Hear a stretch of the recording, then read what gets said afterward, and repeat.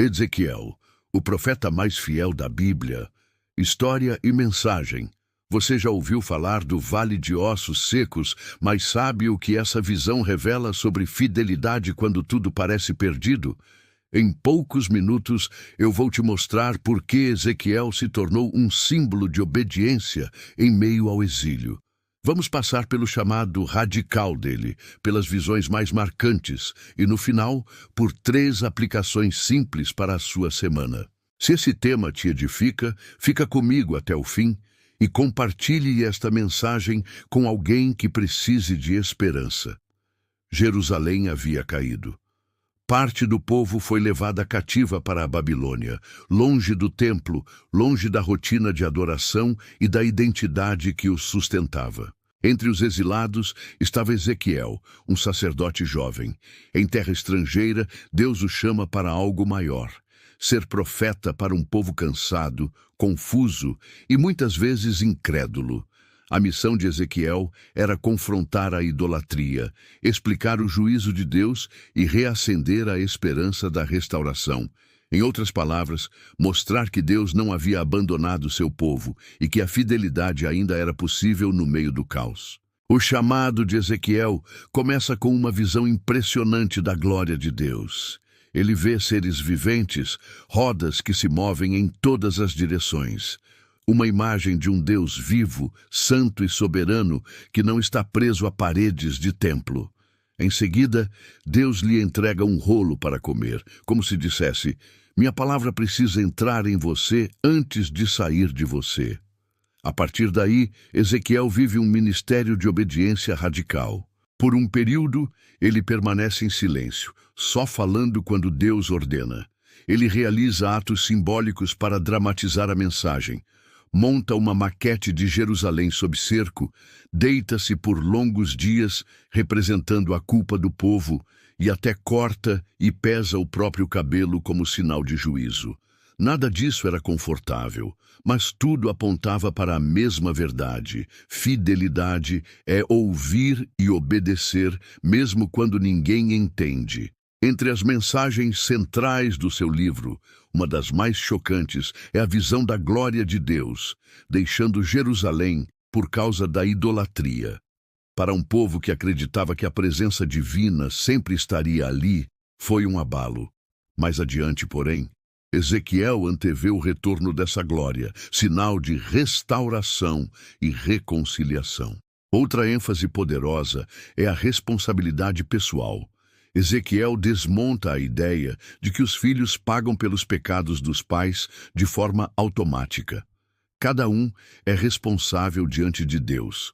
Essa verdade nos tira da vitimização e nos chama à conversão real, hoje. Ezequiel também denuncia líderes que ferem, exploram e não cuidam do rebanho. Em contraste, Deus promete Ele mesmo apacentar seu povo. É um anúncio de cuidado, direção e justiça. E chega ao cume da esperança quando Deus promete tirar o coração de pedra e dar um coração de carne, colocando seu espírito dentro do seu povo. Não é uma simples reforma de comportamento, é transformação de natureza. É Deus capacitando o ser humano a viver aquilo que Ele ordena. Talvez a cena mais conhecida seja o Vale de Ossos Secos. Ezequiel é levado a um vale cheio de ossos, secos, sem vida, sem futuro. Deus pergunta: podem estes ossos viver? Humanamente não, mas a palavra é proclamada e o Espírito sopra. Ossos se juntam, tendões aparecem, carne cobre e a vida volta. Não se trata apenas de espetáculo. É a mensagem de que Deus ressuscita o que parece acabado.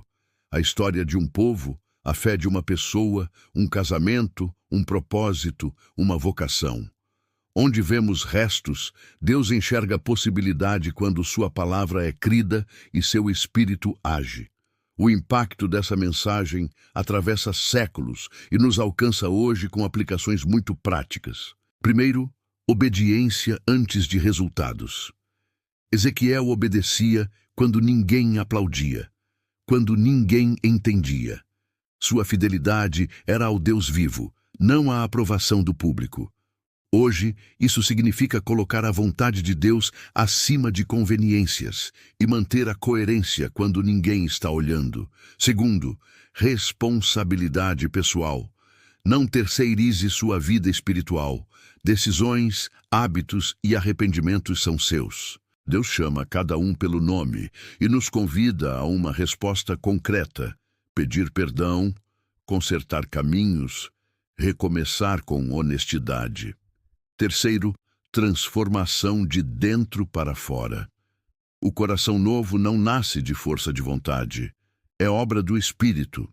Por isso, peça a Deus essa transformação e coopere com ela em práticas simples, oração sincera, leitura da palavra com disposição para obedecer, vida em comunidade e serviço ao próximo. Quando o Espírito de Deus age, aquilo que era pedra começa a pulsar vida. Quarto, esperança ativa. No vale, nada aconteceu até que a palavra fosse proclamada e o Espírito soprasse. Isso tem tradução prática para nós. Fale a verdade de Deus para a sua realidade, ainda que pareça sem vida. Ore sobre o que está seco. Profetize esperança fundamentada na palavra. Abra espaço para o Espírito agir. Quinto, Deus está além das paredes. A visão da glória móvel lembra que Deus não está preso a lugares, rotinas ou contextos. Ele encontra você onde você está, em casa, no trabalho, no quarto silencioso de oração, no trânsito, no momento de aflição. Quando tudo parece deslocado, Ele continua soberano, presente e atuante. E o que fazemos com tudo isso? Olhamos para Ezequiel e aprendemos que fidelidade é possível em qualquer cenário. Deus não nos chama para facilidades. Ele nos chama para obedecer. E quando obedecemos, encontramos a sua presença, experimentamos transformação e vislumbramos futuro.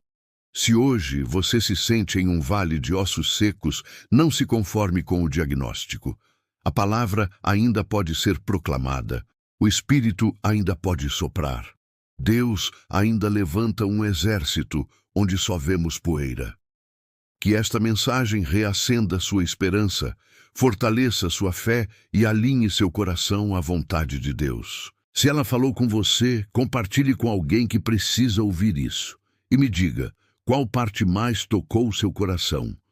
Quer que eu continue essa série falando de outros profetas?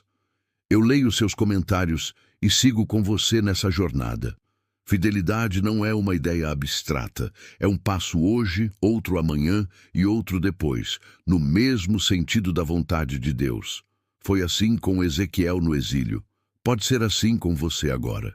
Onde houver um coração disposto e o sopro do Espírito, a vida volta a florescer.